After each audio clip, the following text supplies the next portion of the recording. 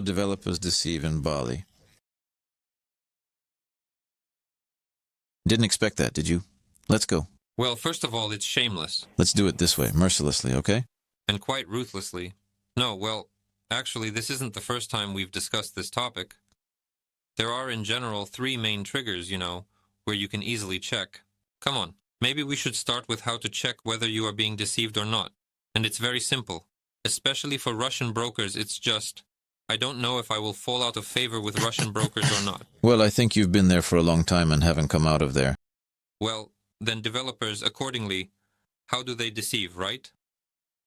Developers deceive us very simply. They just do not provide the information they are supposed to provide and refer to the fact that this information is secret, that this information should not be disclosed, such as, for example, the main agreement with the landowner.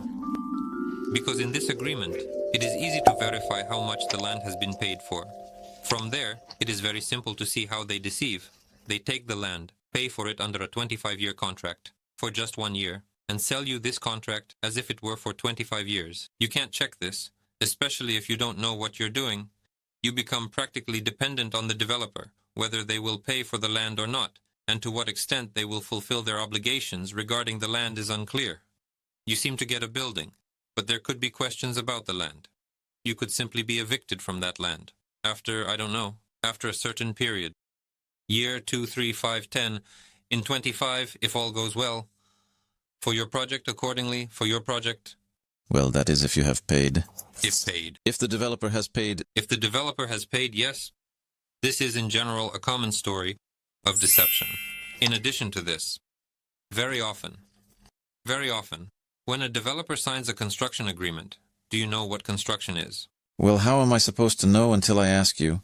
So ask, you're wasting your silence? Don't be shy, it's okay. What is a construction agreement? Judging by my limited English, it seems to be some kind of construction permit. Contractual construct. Or construction agreement. Yes, but according to which, a person who invests is required to pay a certain amount until the moment when the construction is completed. In other words, this is the most popular story, the construction agreement, because under it you don't pay right away. Between whom is it concluded? Typically, there is a construction agreement between the developer and the client. Accordingly, this construction agreement often specifies a certain piece of land. For example, a villa of 80 square meters plus 200 square meters of land associated with it. Which specific land, where exactly this land is located, how to measure it in case of disputes, and where to find it if you have any property disputes, is never clear. That is, you take the contract, look at it, and according to the contract, you only have a plot of land within a vast area of no more than 200 square meters. What to do with this? That's a big question. Antidote. Well, besides contacting us and conducting due diligence, the antidote is very simple.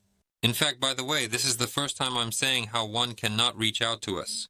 You just need to ask the developer for the first contract, the main contract, which specifies that he has paid for the land and for what duration. Secondly, request from the developer a certificate confirming that all taxes on this land have been paid. This is a very simple form, and it must be presented when necessary. And thirdly, in general, to see how the salespeople from the developers behave when you start to delve into the subject and ask various uncomfortable questions, such as, give me the land certificate, let's prepare the contract, let's review it, and so on and so forth. At this stage, if people start to be evasive, saying that this is not necessary, that it is not mandatory, that everything is fine as it is, that in Bali everyone buys anyway, well, in general, you might not even need to contact us for this. Actually. So, I conclude that in all this overt hidden advertising, there is one message. In any unclear situation, turn to Bali or Jehovah, right? Yes, we need to try to do this. Okay, so why... The second question probably, right? Come on, if you don't have any questions here. So, how do developers deceive in Bali?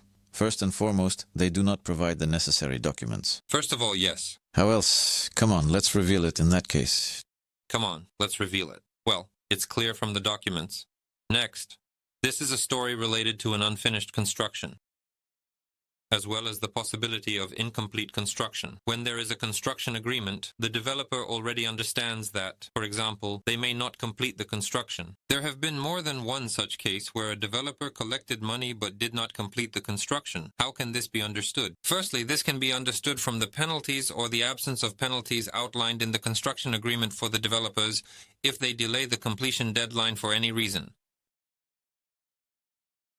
It's very simple. This is basic economics. That is, on one hand, if the developer has set a very low fee, like 0.1% per month, it means that, in effect, he can hold your money at an annual rate of 1.2% and use it however he wants. Do you understand? So, it's generally a good story to attract large capital and manage that capital as one wishes, again multiplying the number of new plots leased in Bali and offering new plots, thus creating new participants in this entire pyramid scheme.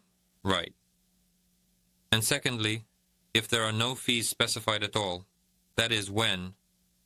And what is a fee?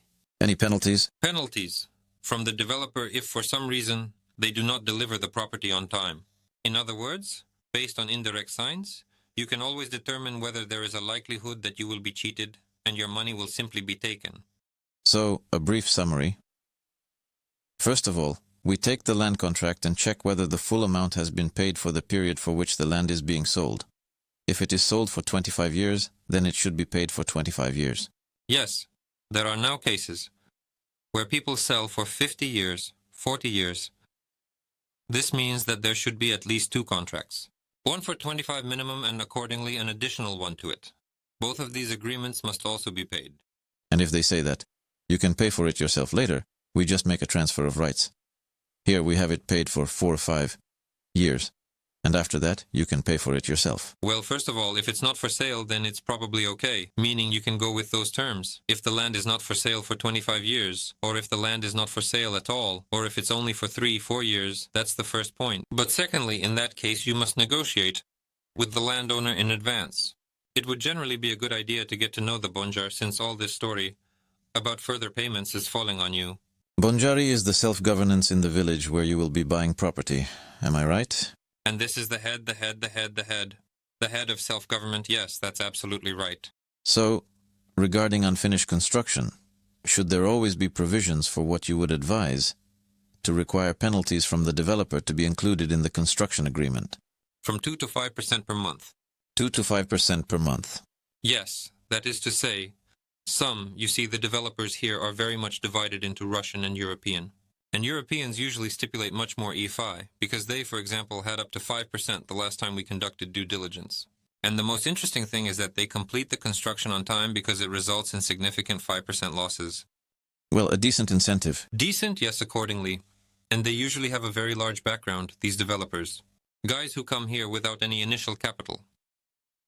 In Indonesia, there are no requirements for statutory capital for developers. There are no guarantees that the property will be completed. Accordingly, they often take advantage of the ignorance of people who do not understand what to do, how to verify, how to check the property in a market that essentially does not exist. You know, it is just beginning to emerge. Well, this is actually where all this nonsense related to unfinished construction and people running away with the money comes from. Are there situations where people run away with the money? Naturally, yes, in the developer's circle. In the developer's circle, this is very, well, not very common, but it's from 100%, about 5%. Well, let's assume that everyone gets lucky and no one ends up in these 5. Not everyone will be lucky, it's only 5%. So, perhaps first of all, when talking to the developer, even without clarifying whether he has a land agreement and whether it is paid for, one can simply look at the penalties. And if they correspond to 5% per month, then the developer is serious. He's serious about it. He also needs to have an incentive on his side to close on time, you understand? Okay. And if he doesn't close it, what levers are there? He can write both 100% and there are no Karachevs.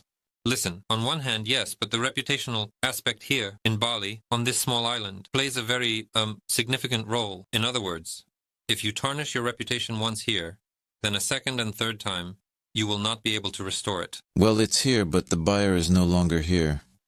Well, you will have one project that you will conditionally close, gather the money, or I don't know, distribute. I really don't understand the point of buying land or taking it if you can just create some pictures, post them online as some kind of landing page, run ads, and simply collect money. That's it. You perfectly described the current state of the market. I think that most developers are shielded from this. I mean real developers. There is just some moral component.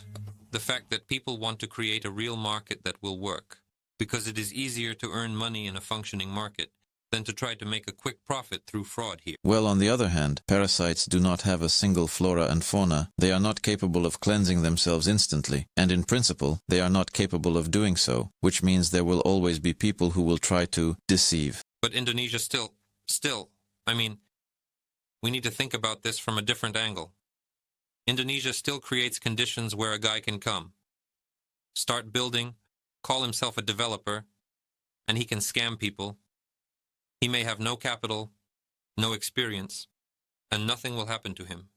You understand? That's exactly why many come here to develop, because it is possible. Naturally, when government regulation begins, revenues will decline because more initial capital will be required. Well, wait, so it's impossible to prove all of this in court and put the scoundrel in his place? Well, I'm just speaking to you in practical terms. Of course, you can go to court. You need to fly to Indonesia. You need to hire a lawyer in Indonesia. You need to work with this lawyer. So, where are we leading all of this? To the point where people should reach out. Oh, look, our company is not really about supporting people when things have already gone wrong. We have a company that aims to avoid getting into a mess, you know. More than that, it's just the way we operate. Noble, yes. The USAR is definitely sitting somewhere in you in some generation. Yes, absolutely. So, the next type of deception, we talked about this for 13 minutes.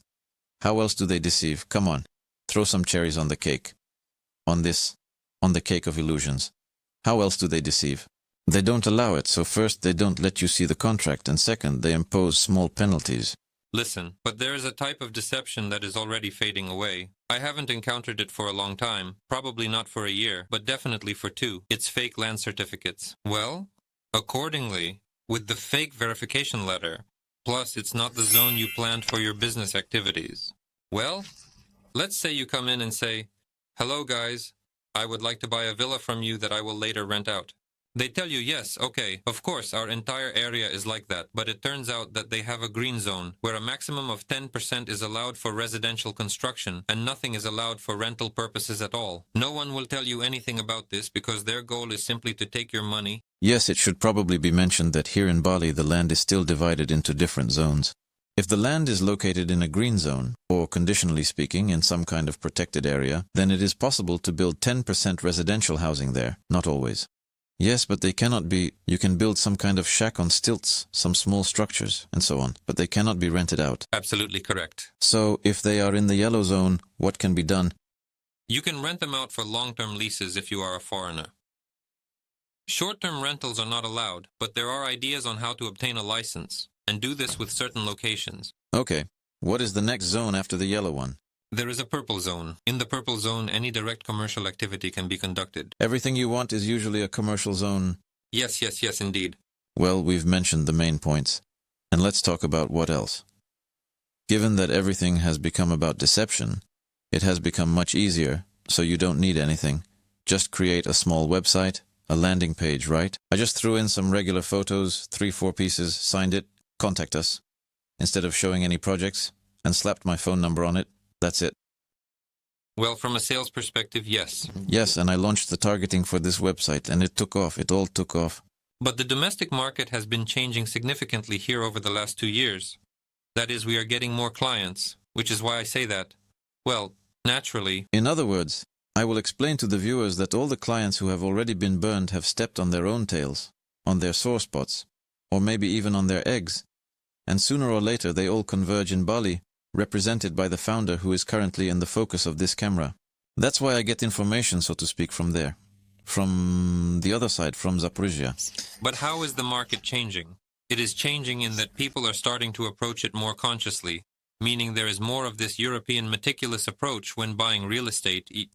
Many no longer understand how one can sell, well, practically nothing, Many do not understand and demand a large number of documents. Is it because the money is running out, or, well, thanks to what? Well, it's clear that it's thanks to, yes, educational activities. Educational activities. So people are indeed watching this. 3 subscribers are watching this video. There will be 3 or I think up to 4 already. Yes, that's the first one. They are looking, so yes, the first one. Secondly, there is a large website where I have quite a lot of information as well, which can generally be considered as educational activity. Plus, I understand that the people who are coming now, this new wave of investors, are already investors with quite a bit of experience, who are not running away from something conditionally, but are simply looking to move capital from less profitable places like Dubai, where the VAT has been raised to 9%, to a more favorable environment, and when they arrive here, they simply they have such a legal nightmare happening, in their heads that just doesn't make sense.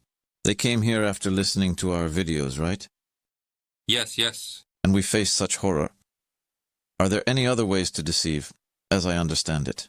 You can dig and dig there, but probably that's what lies on the surface and what you can actually verify yourself.